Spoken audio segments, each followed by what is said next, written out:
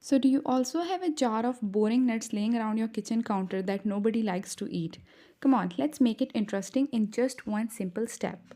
Here I've got almonds. So, all you have to do is take out the nuts from the jar and lay it on the oven tray, or if you've got air fryer, try to lay it in a single layer.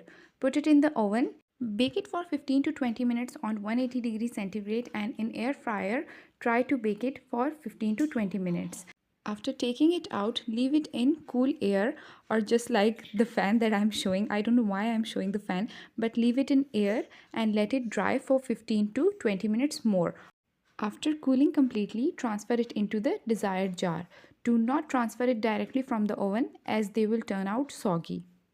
Now here you go. The boring nuts have turned into interesting crunchy nuts. And now enjoy it as you like it. If you liked my video, please give it a like. Thank you.